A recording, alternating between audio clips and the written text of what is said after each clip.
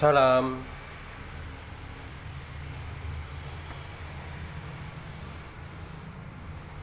Saya termasuk yang mengalami kena virus Wahabisme dari kelas 5 SD sampai SMA. Jadi cukup lama juga, 7 atau 8 tahun.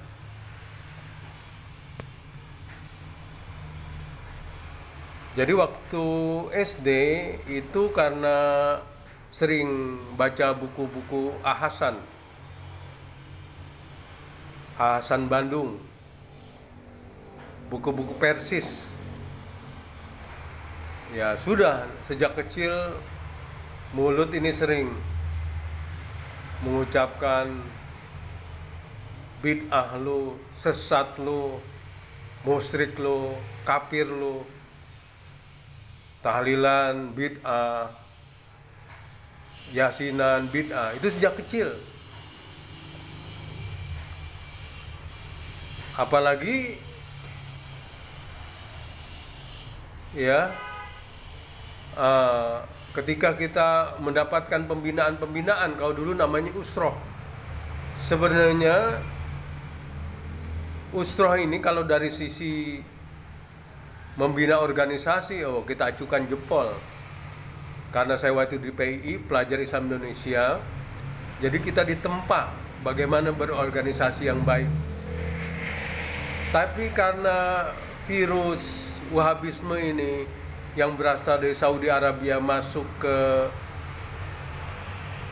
PII atau masuk ke Ikhwanul Muslimin, karena PII ini dia berkiblat kepada Ikhwanul Muslimin yang ada di Mesir itu, tokohnya Hasan al-Banna.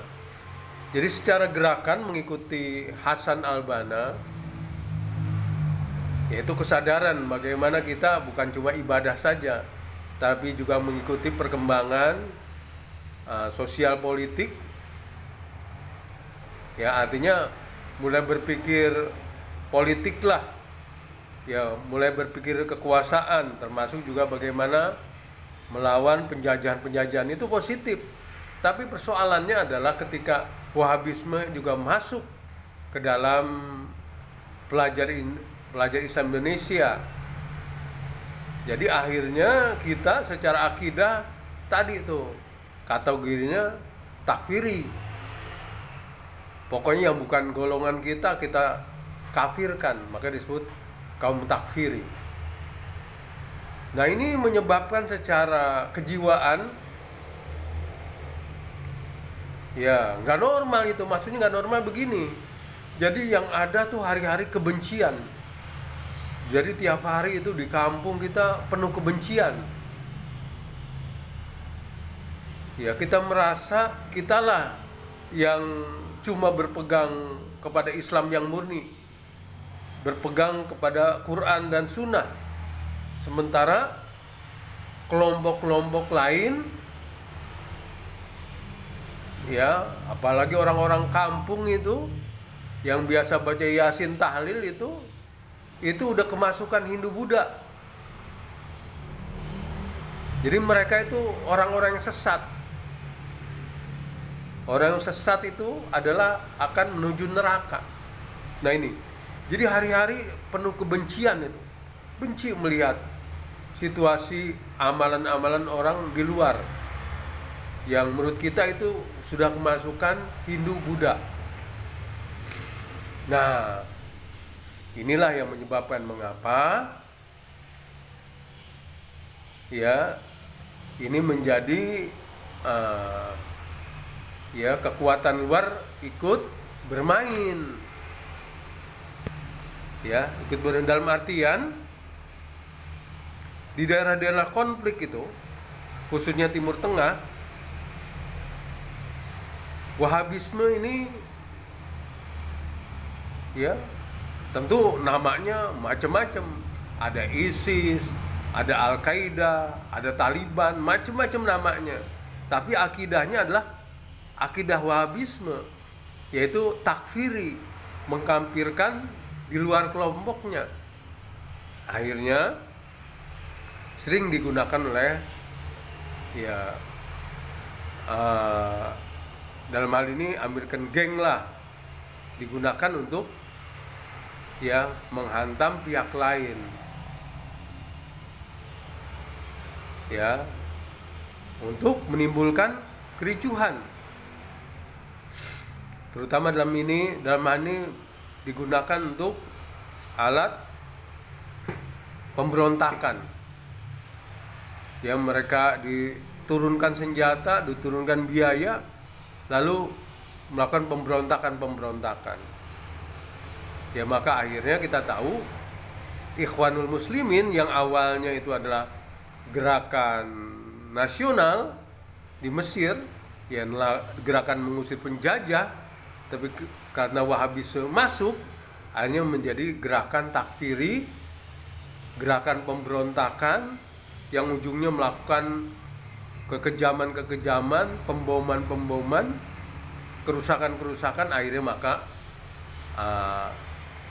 Ikhwanul Muslimin banyak dilarang di berbagai negara. Nah, begitu juga ya Hizbut Tahrir awalnya di Yordania atau juga di Palestina, ya, gerakan untuk ya melawan penjajah Yahudi, dalam hal ini penjajah Israel. Tapi masuk Wahabisme di dalamnya, yang akhirnya tadi itu dia menjadi takfiri, mengkafirkan kelompok lain. Maka ketika di Suriah,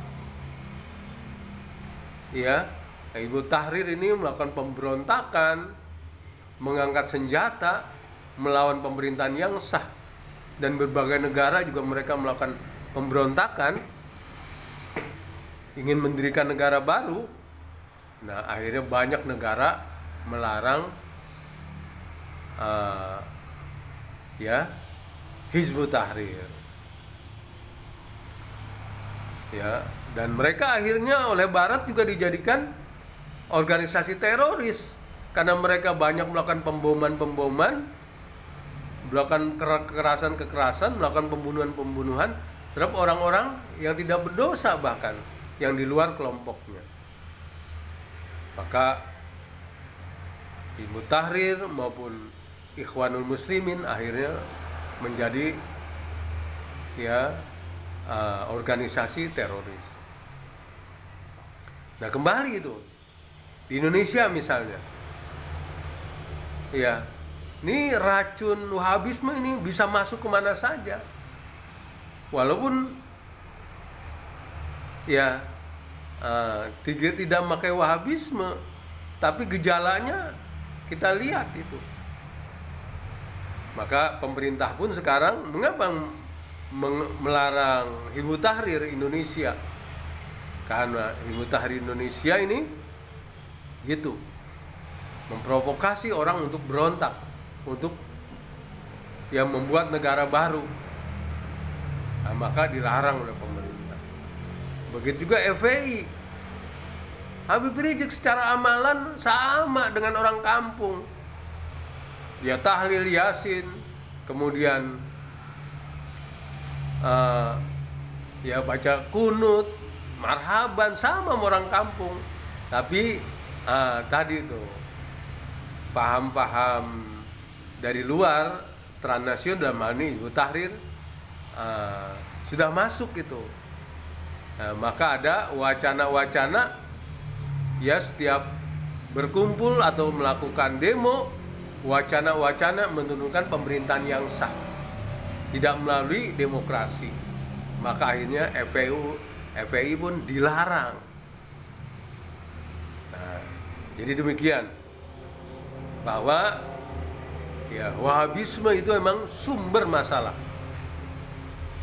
Ya, maka dari ya organisasi NU menyarankan kepada pemerintah supaya Wahabisme ini dilarang. Ya, di pusatnya sendiri, alhamdulillah, di pusatnya sendiri, yakni Saudi Arabia, sudah dilarang oleh Muhammad bin Salman. Malaysia juga sudah melarang. Nah, kita harapkan Indonesia pun juga bisa melarang. Karena disinilah sumber penyakit yang menyebabkan disintegrasi, sumber masalah bagi keamanan. Salam.